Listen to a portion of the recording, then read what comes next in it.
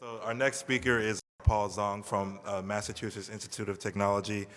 He's done a practicum at Sandia National Laboratories, and his field is geometric data processing. Thanks for the introduction.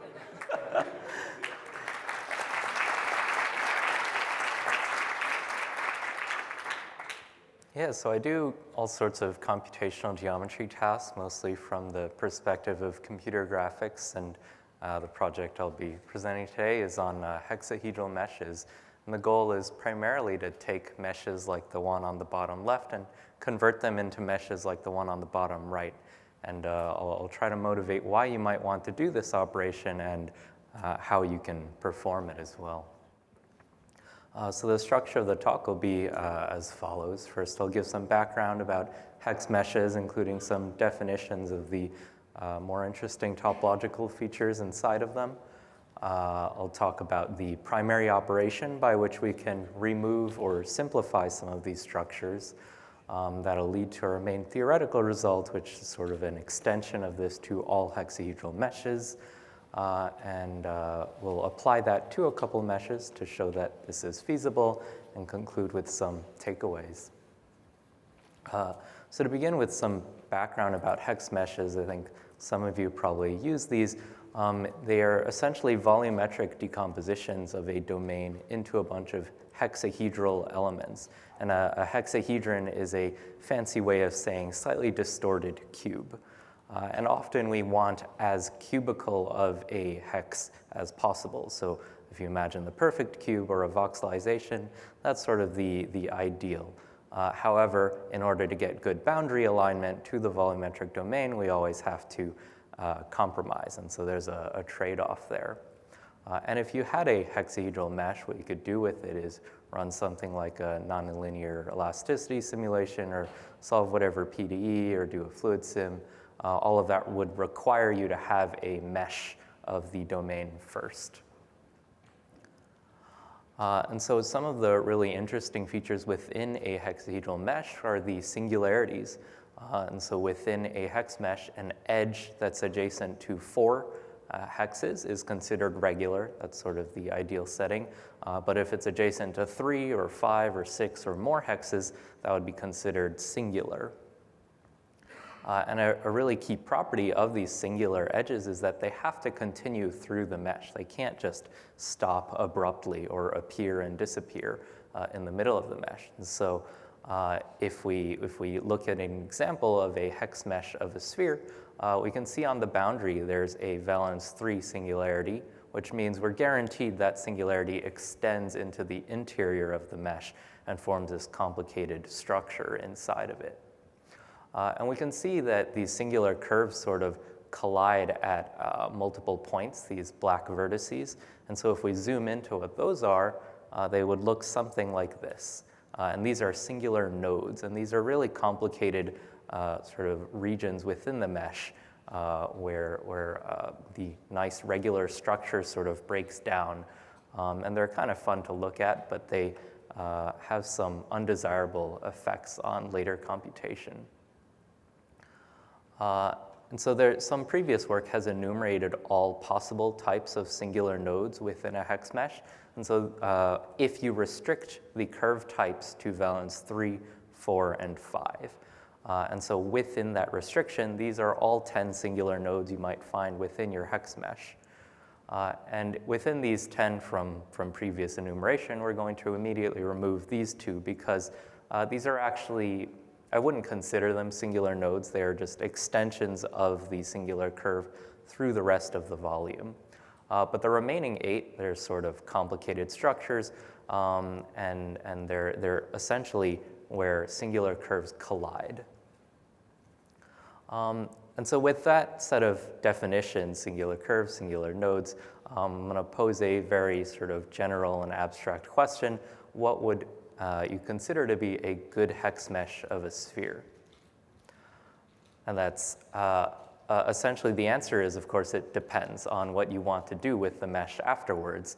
So there's not like a single good answer, but there is a really commonly used one from the geometric point of view, where we want all hex elements to be as perfectly cubical as possible. And in that case, the scaled Jacobian is what most people use to quantify goodness of a mesh. And essentially, this is a score from 0 to 1, where 1 means the element is a perfect cube, and 0 means it's horribly distorted and you wouldn't dream of using that mesh anymore. And the really nice thing about the score is you can upper bound it based on just the topological features within the mesh. So without knowing the embedding of the mesh or location of vertex positions, as long as you know there is a singular node inside of it, you already have a cap on how good of a score you can have. And it turns out if you have this singular node, your score is capped at like a C+, which is a passing grade, but not that good. We'd really like to do better by removing these singular nodes and converting them to just singular curves, where the score would be improved to something like 0.86. So essentially, singular nodes are bad. You don't want them in your mesh. So a couple questions then. Is it possible to have hex meshes without any singular nodes?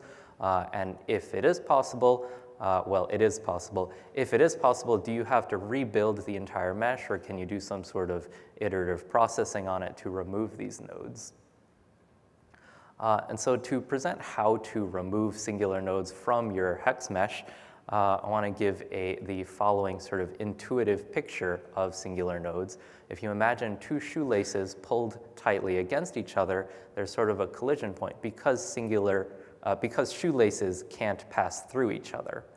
Similarly, there was this paper by Merman from many years ago, actually in the field of liquid crystals and soft matter physics, that said singularities within liquid crystals also cannot pass through each other.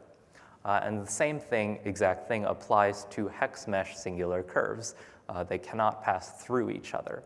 And so if you imagine pulling singular curves against each other, you inevitably form a point of contact, and that is actually what a singular node is. And so going back to the shoelace analogy, if you wanted to remove the singular node, it would be really easy. You just pull the shoelaces apart or don't let them touch.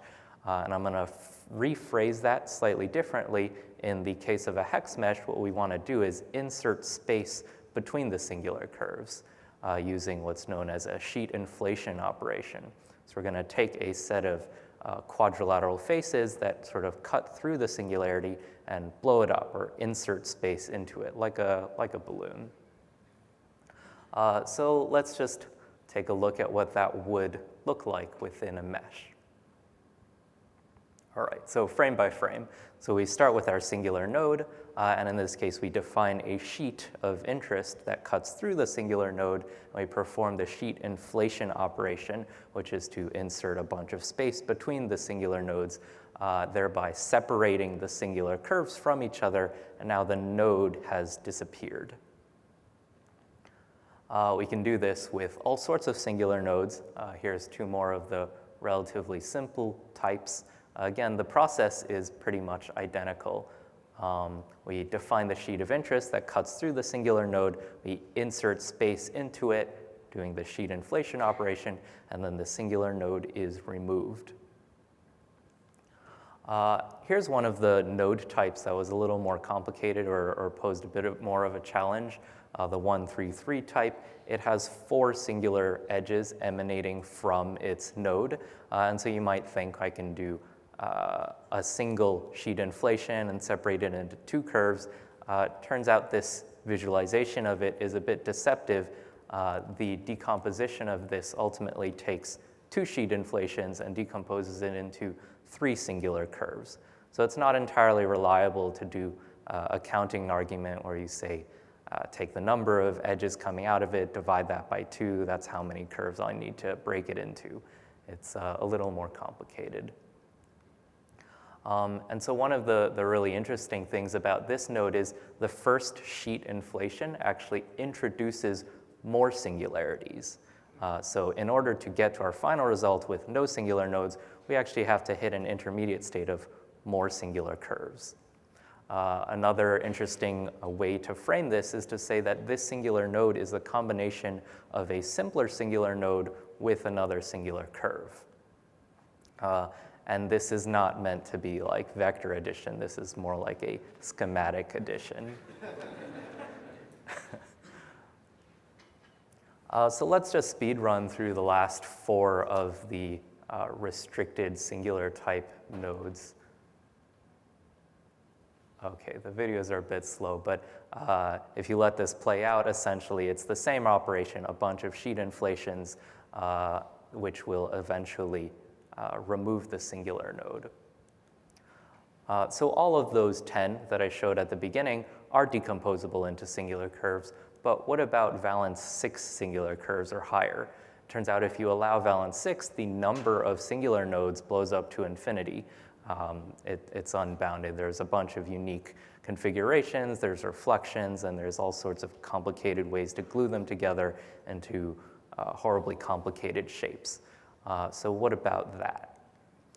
That brings us to the key theoretical result, which I will very much gloss over, but essentially it is possible to extend this result to all singular nodes. So with enough sheet inflations, you can remove all singular nodes from your hex mesh. So far we've talked about sort of a localized view of individual singular nodes, but we want to apply this to entire meshes in which there are singular graphs, and there's like this complicated structure of nodes to curves. And so here's how you might do that. Our algorithm essentially picks a singular node at random. We construct a local cut and try to propagate that throughout the mesh. Eventually it will collide with the boundary of the mesh or another singular curve. And at that point, we have to pick another random singular node on that boundary to continue to cut through. And so we sort of greedily and randomly do this progression, which extends the sheet ultimately throughout the entire mesh. Once we have the sheet, we can do the inflation, which removes, in this case, 3 nodes simultaneously, which is really nice. Here's a video depicting the rest of the sheet inflation operations. So now there are no more singular nodes where we started with 8 of them. We can do this to more complicated singular graphs, all sorts of meshes, including a cactus, and essentially the takeaway is we can remove all the singular nodes. Let's look at some numbers. And so here's a massive table of numbers, but the really important parts are the original column where the scaled Jacobian score is sort of bad, and invariably after we do the decomposition, the scaled Jacobian score in the decomposed state increases. So the geometric quality of the mesh always improves by doing this. And it especially improves if you have more complicated singular nodes. The benefit to removing them only goes up. So the key takeaways are ultimately that singular nodes distort the mesh. You don't want them to be there, but the nice thing is you can sort of pull them apart or untangle them, and ultimately they can be removed from the mesh. And with that, I'd be happy to take any questions.